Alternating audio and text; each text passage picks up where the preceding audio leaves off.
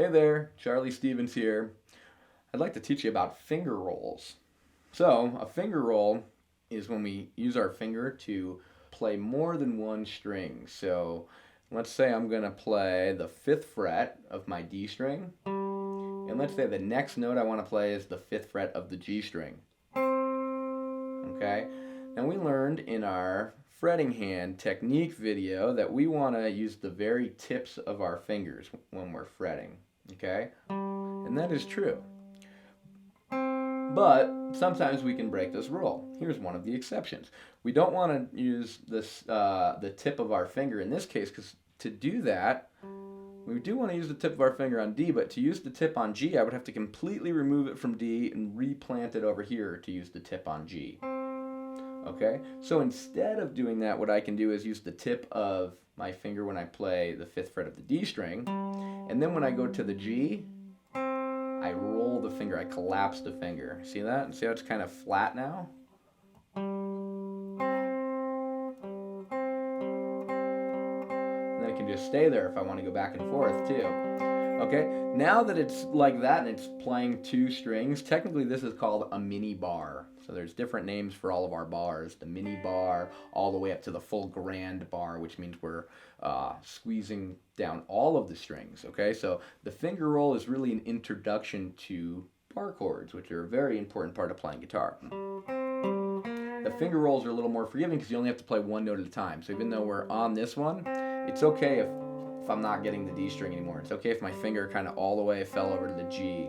I'd like to leave it right on the D string so I can go right back to it. Right? But, you know, if it's not necessarily essential for this technique to work, as it is with bar. With a bar chord, well, that implies more than one note when we say chord usually, so that means we are playing them at the exact same time. We do need to squeeze them. Okay, so that may or may not be true for a finger roll. Okay, do that one, and then a little hammer on. That's a great lick. Classic blues language right there. So that's what a finger roll is. Now, we can also do a reverse of a finger roll.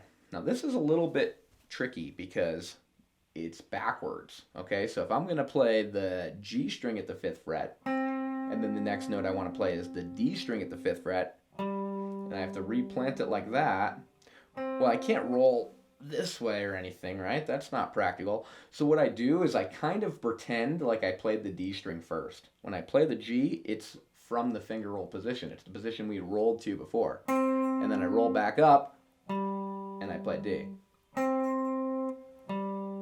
That's a reverse roll. So really it only works in one direction in my opinion. You can do it either way and reverse it, but really, you know, I'm always thinking about it as sort of the same thing. The lower in pitch of the 2 strings, so higher physically, unfortunately the guitar is confusing like that, right? But the lower sounding pitch between D and G is the D string, right? So that is the string that I play on the very tip of my finger. Regardless if I'm starting there and then rolling to G, or if I'm starting on G and then rolling up to the tip of my finger on D. Either way, it's that action, right? This one is straight, this one is not. Okay? That's how they work. Okay, great. So that's how finger rolls work. And I'm even going to show you this little blues lick here just for fun. So we're going to go on D, 5th fret, then we collapse and go to the G, 5th fret like we were doing. Then we go right back to D, 5th fret. Now we're going to do a hammer on. Our first finger will play the 3rd fret of the G string, and then our second finger will hammer onto the 4th fret, and then we'll finish the lick by using our 3rd finger on the 5th fret of D, just like at the beginning.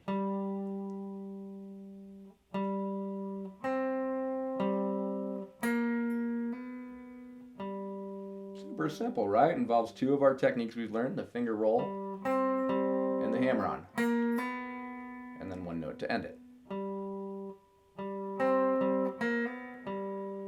Okay? So we'll talk much more about the blues in detail as we go on, but I just wanted to give you a little fun lick to play as you're experimenting with that technique. But as always, remember, this is just a technique. The possibilities are probably limitless, right? So I would like you to also go try this with different fingers at different frets, at different strings. Not the whole lick necessarily. You might not be able to move that whole thing around.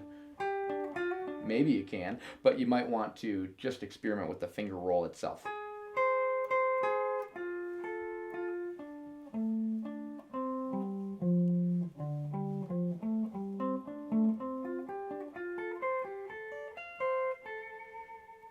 That lick I'm doing right there, those are pentatonics and fourths mostly. That's something we'll talk about in another point as well. But those are really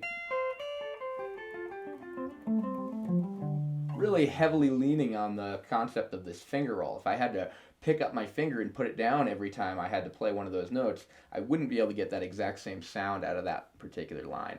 So that's a very important technique in my opinion.